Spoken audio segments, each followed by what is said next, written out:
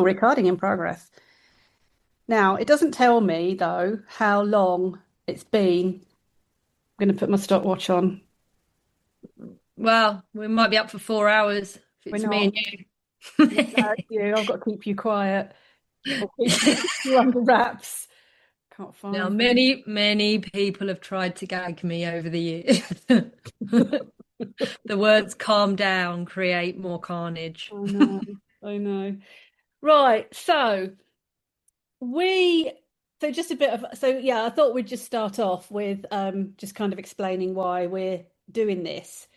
Um, I mean, basically, we thought we'd join the masses and do a podcast, didn't we? Because everybody else is doing it.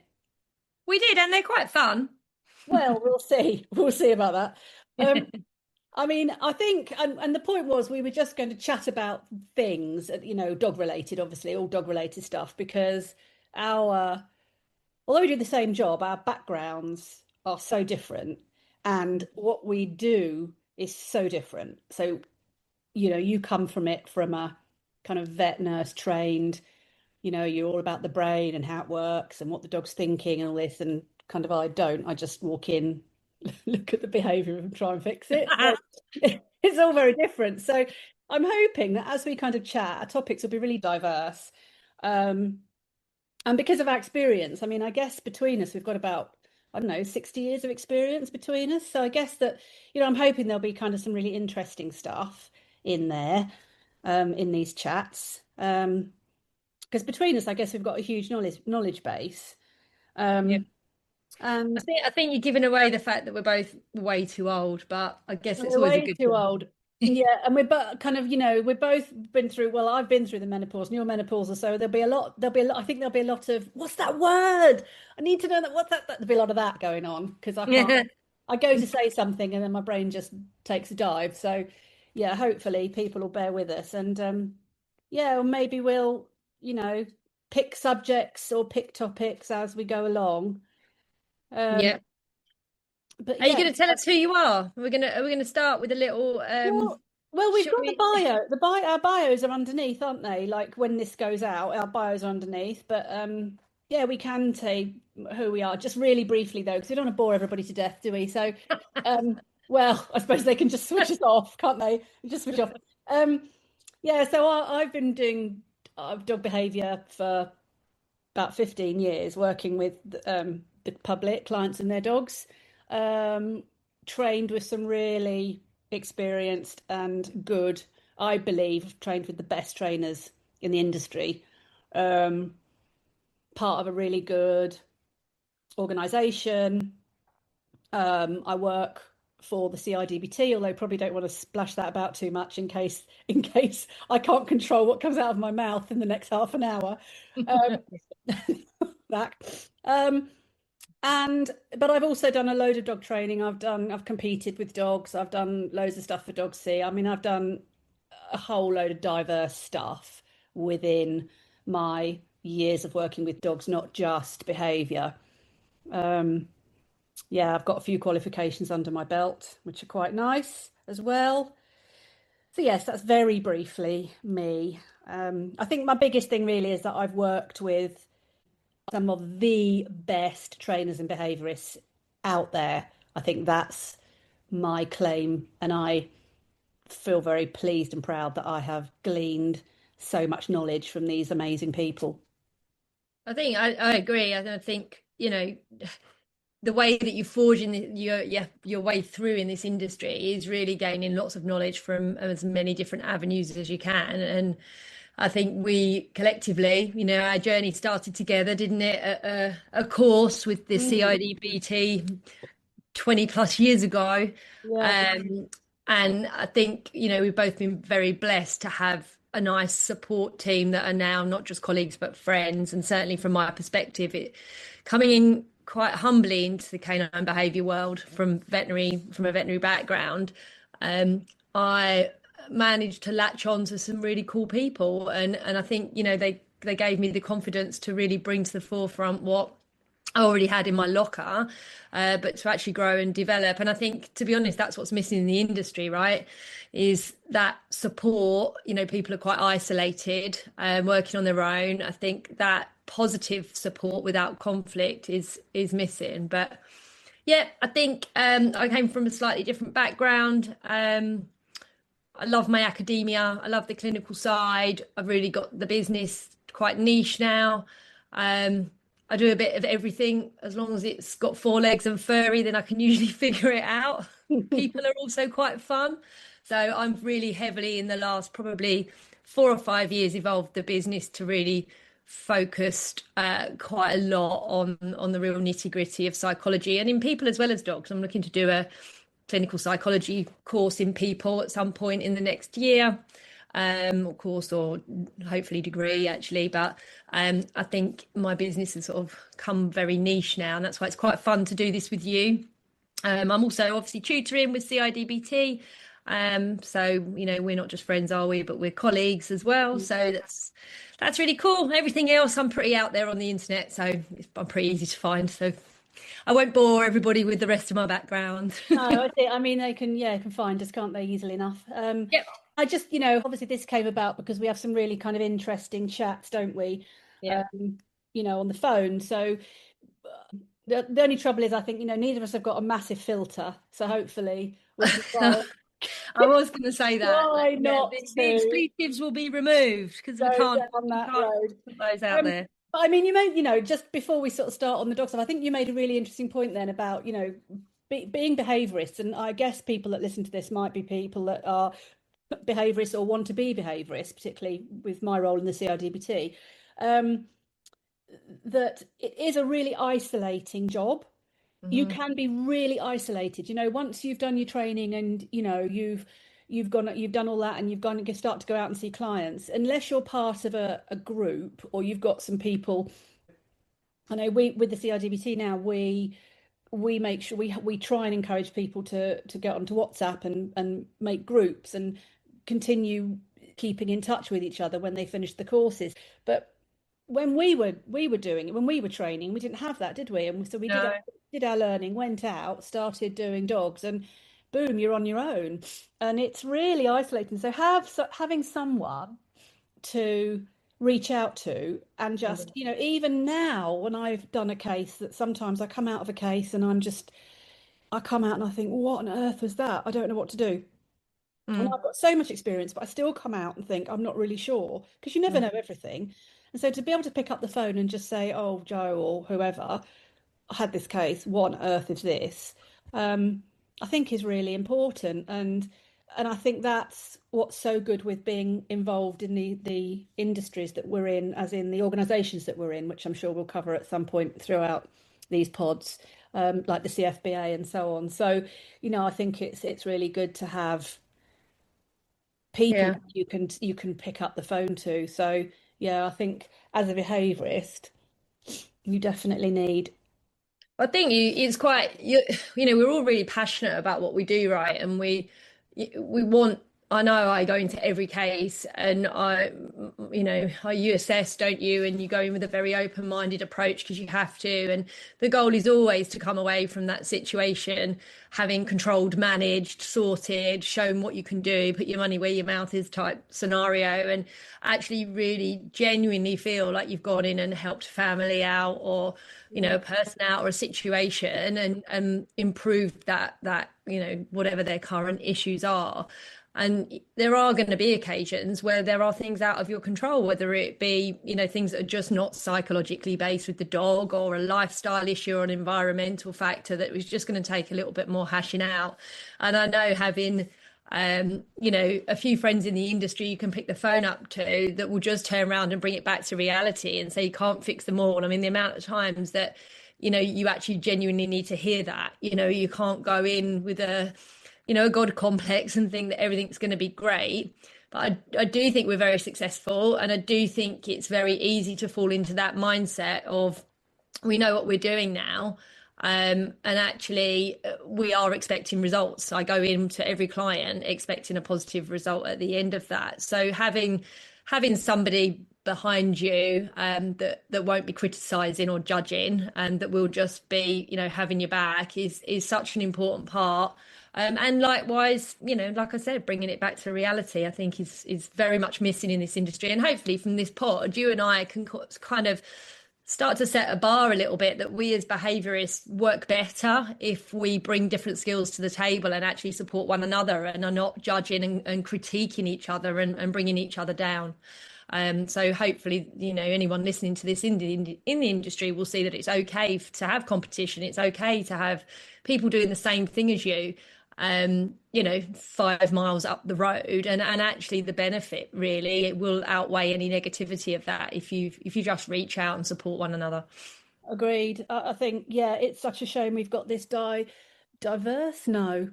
this conflict Is, yeah, with, kind of, well, we've got the force-free, positive only, and then the other bunch, what do they call it, the balanced. There's these two kind of be careful, do not go to the dark side. Not just yet. These two kind of split within training, and it's such a shame because actually, as I said earlier, you and I, although we do the same job, we work completely differently, but we help each other out. So it's fab, and it's such a shame that we have this kind of split, in the industry. And it would be really good not to have that. Having said that, I really have very strong feelings about kind of that whole force-free and, positive only things. I mean, oh my God, let's just go there, because it's our first pod. So what? Yeah, I mean, well, I think there's two sides to this. When you're training a dog, of course you're force-free and you're positive only, right? These are my views. So of course, any training you do for a dog, so if your dog doesn't sit when you ask it, it's not going to die, right? It's not the end of the world. If your dog doesn't bring a ball back, it's not the end of the world. No one's going to die. But if a dog doesn't recall when you ask it to, then there are possibly really dangerous consequences for dog and owner and other dogs and other owners when that dog doesn't recall. And particularly when you get into behavior, when, particularly the aggression side, there's got to be a consequence for those actions. There's got to be something to tell the dog, it can't do it. And going back to recall, when you're, like I said earlier, for me, all training's positive only, force-free. It is. It is. That's it. I don't think there's any argument with that. But with recall, we all want to train our dog to recall using food. Of course we do, treats, and a lot of dogs can be trained to recall using food and treats, but some can't. Possibly sticking my head above the parapet, most can't. There's got to be I can't think of the word, here I go. There's got to be not a consequence, but there's got to be some force to get the dog back. The dog has got to learn when it's called, it's got to come back. And if it's heading off to another dog, the treats aren't always going to cut it. The dog is not always going to turn back for the food. It's going to go to the other dog. And as we know, with the breeds that I've had, I mean, my breed backgrounds, Rottweilers, German Shepherds, Huskies, these breeds that cannot be running across the park. Nobody wants one of them coming towards them. Nobody wants them coming up to you with their little dachshunds. So, you have to have a degree of force, if you like, to say to the dog, no, you can't come back. Sorry, you can't come back. No, you've got to come back. When I call you, you've got to come. So for me, that's where the force-free and the positive only fall down, because it doesn't work. And again, I'm not, honestly, if a force-free trainer wants to show me how to get a dog, they did that, didn't they? They tried that little experiment. They tried to get people, didn't they, to come to the table. Those were all critiquing different methods, tried to get the people that spoke the loudest voices to come to the table and show how they would achieve these things.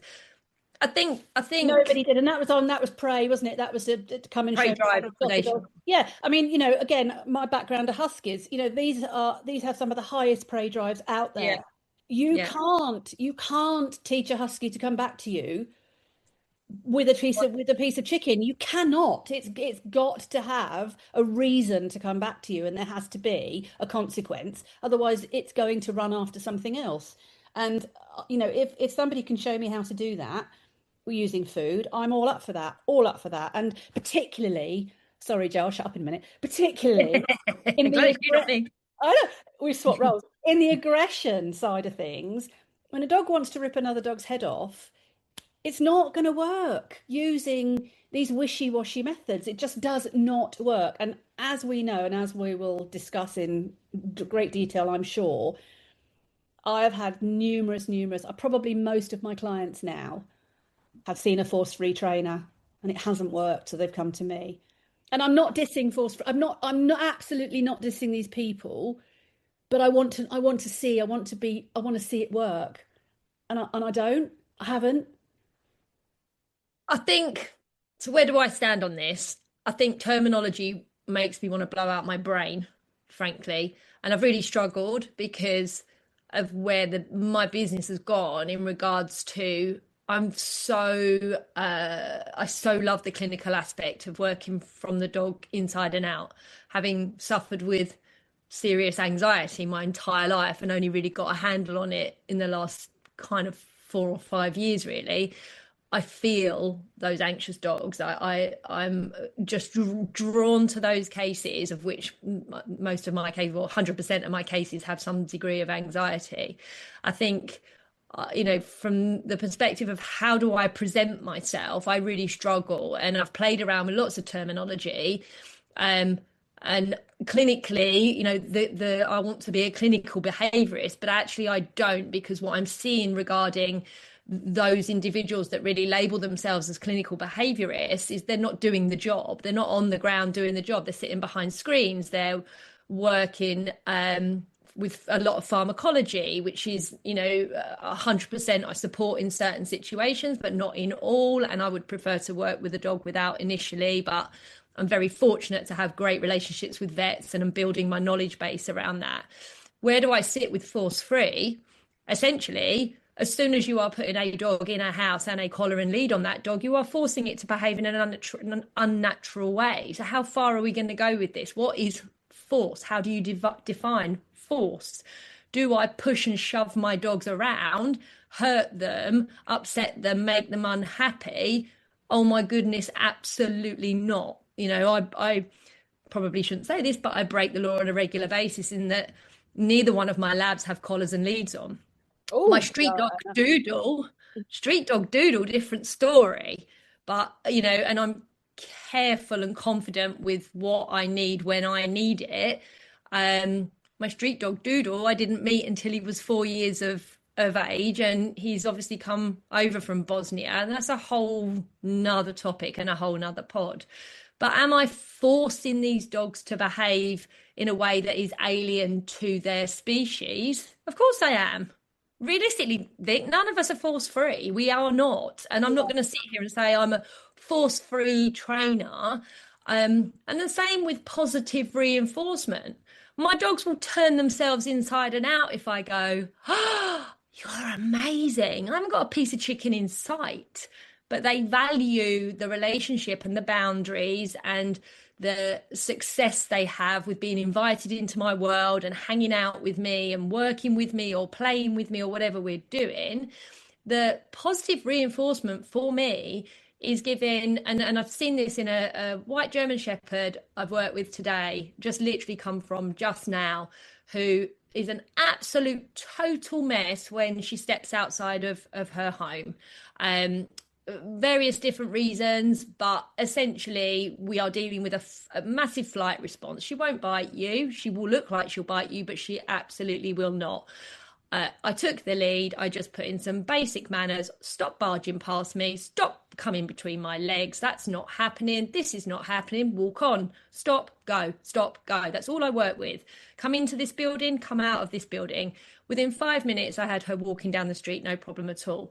What was the process within that was setting boundaries, was having a calm, assertive manner with her, was not correcting her, but was not bribing, luring or distracting her. I worked in the middle.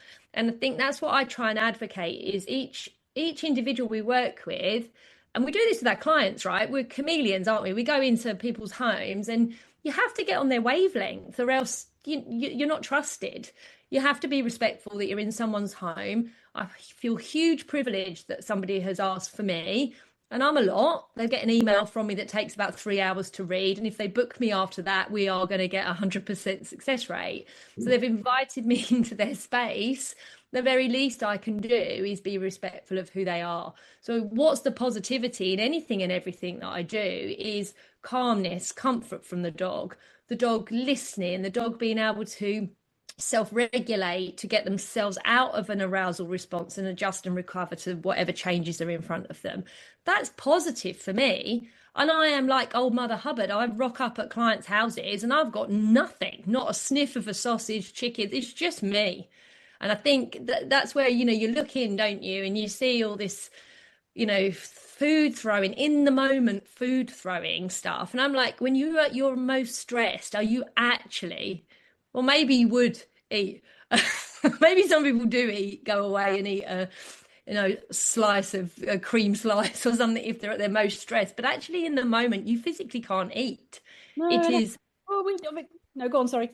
No, I was just going to say it is a mechanism that allows you to survive, right? The last thing you're doing when you're running from a lion or tiger is wanting to sit down and have a roast dinner. Like chemically, chemically, that doesn't work, does it? No, I know. And I mean, one of the first things you learn with dogs, isn't it? If they're anxious, they don't eat, and No. we see it all the time. And I don't know how the food throwing really works, because I saw a little Daxi last week, and she's a little darling. She's only 11 months, but she's really, really, nervous of strangers. So when she gets to know you, she's absolutely delightful. And I, like you, I never turn up with food. I just don't work with it because it's pointless. And I turned up to the house and the Daxi's barking at me, of course, because they bark, right? They bark. And I sat down, ignored her, was chatting to the owner, and of course we couldn't hear anything because she's barking away. So the owner grabbed a pot of food and sort of thrust it in my hand and said, "Here, feed her, feed her." And I thought, no, she doesn't want to be. So to appease the owner, I threw a piece of food down. Of course, the dog ignored it. Doesn't want it. It's too busy barking at me and being stressed and anxious. It's not going to eat.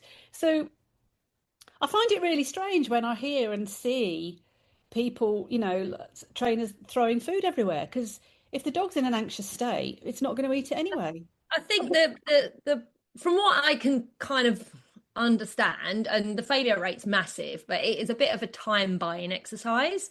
So essentially, if you come in at a certain level of arousal where the dog is some kind of semi-engaged, but maybe loading and stacking, then you can effectively work with bribing, luring, and distracting.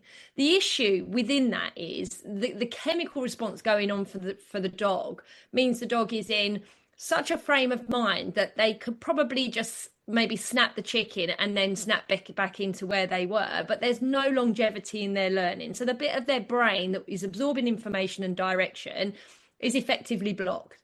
Again, if you're running away from a lion or tiger, you do not need to learn how to do a maths calculation, do you? You need to just be able to run fast and get out of danger.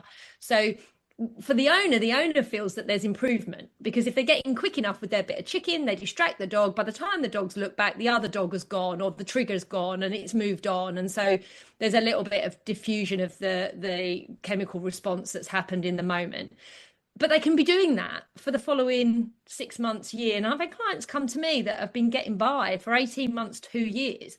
They're just like, yeah, we've had some improvement. Yeah, but what happens when you walk out of the door with a lead and no food? What cue have you got? What ability have you got to support? Well, we haven't. He just goes, he just lunges, or we keep him away. We've learnt to avoid. So they're managing the arousal response associated. I mean, do you know what, Vic? I'm even scared to use the word arousal anymore, because there's so many people that reactivity, you couldn't use that. You can't use arousal. No, oh my God. No, how do you describe this? Well, you need to, because this is what's so good, isn't it? Because you're, like I said earlier. I mean, I know my work, and I know dogs, and I know if I've got an Malinois that wants to take my head off, I can throw it a piece of chicken, I can feed it from my hand, it will probably eat the chicken, but it's still going to bite me. Yes. Still going to bite me. It's not. I'm not making friends with it. I can't feed it a whole chicken and then it's going to be my mate. It's not going to happen.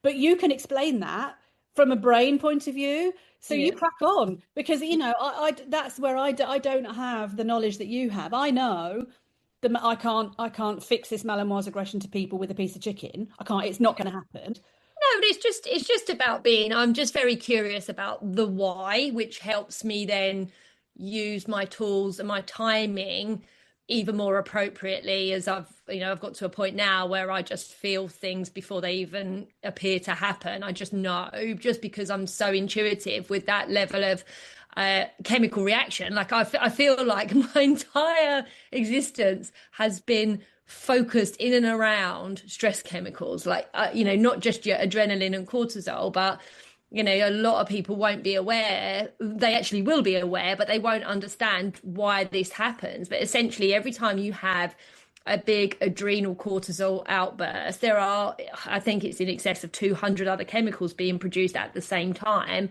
One of those chemicals is histamine. So if you are somebody that has a urticaria or eczema or IBS or anything like that, all of those individuals that struggle with those symptoms get worse when people get stressed. So for the dog, if you look at it from the dog's perspective, the more stress the dog has, the more of an inflammatory response is being triggered, and the more those chronic conditions will flare. So ear infections, chewing pores, that gives rise then to yeast growing. So now we have actually a infection going on there that needs veterinary treatment.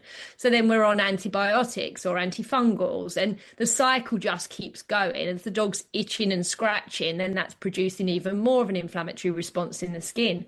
So I've done a load of work since my degree, because this is what I did my degree in. And I've done lots of work with vets since then to drive down a stress response, to reduce the triggers for these chronic illnesses. And, it's resulted in reducing the amount of steroids the dog is having, the amount of immunosuppressants the dog has to have, because there are lots of those that are not steroid based, but lots of those on the market now that are focused on reducing the dog's immune responses, all of which will have contraindications and side effects to the dog's longevity of their life. So I think stress is as prevalent in dogs now as it is in people, if not worse. And it's become a real kind of focus for me. I've come more away from the training and the terminology around training, because I was just getting to a point where I don't want to do this job anymore.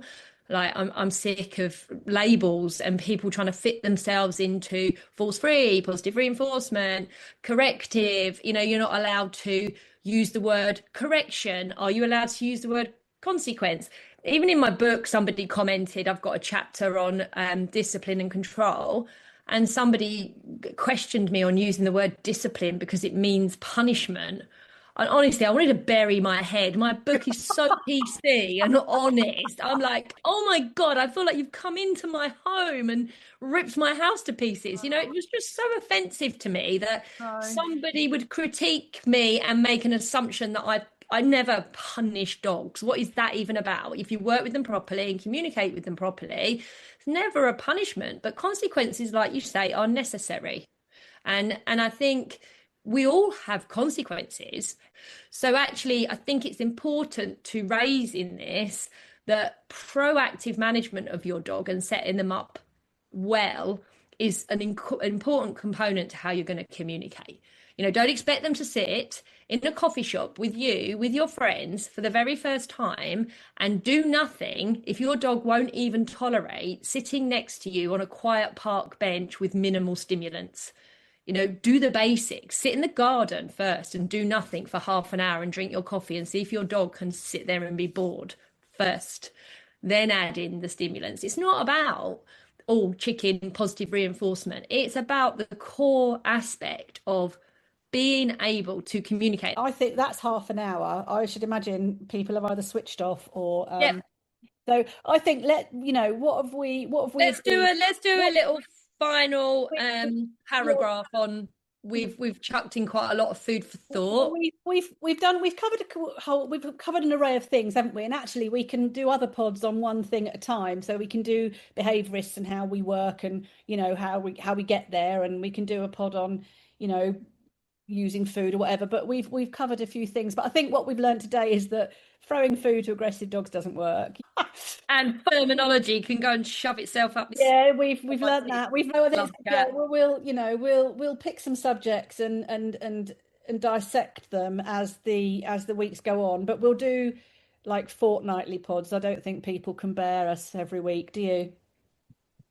I think it's nice to do a quick 30-minute, throw a load of shit together, I think is great. Just a 30-minute, yeah. No, that's fine. Okay, well, I mean, next week's off the table because it's Crufts and I am, Yeah. I'm there. So, yeah. And if you want to hear more and know when our next episode, we're going to aim to get them out bi-weekly. Like and subscribe, like and subscribe.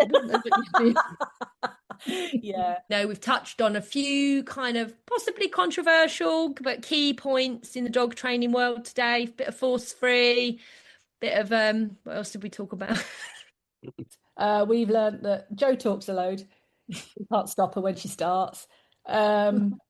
We've covered a little bit about behavior and what behaviorists do and how they work and stuff. But I think within that, we've had lots of different points that we can pull out and cover other times, can't we? We can do other pods on some of the stuff that we've done. And, we're up for being a bit controversial, aren't we? Always. It's quite nice to do it quite calm. Usually I just pick the phone up and spend 10 minutes ranting at your oxyphone. I know. Getting it all off my chest and I then know. go back to work and I'm all done. I've passed on my stress in the moment. So it's quite nice to do it in a fairly productive, professional manner without any expletives. Right. So I think we'll see. We'll pick a subject for next time, and have another 30 minutes of chit chat. Don't forget, what do we need to do? Go on. How are we going to get people listening? Go on. Like and subscribe. Like and subscribe. Until next time, I will see you soon. Crufts next week. Crufts next week. See you there. See you there. Bye, babes. Bye, bye, bye.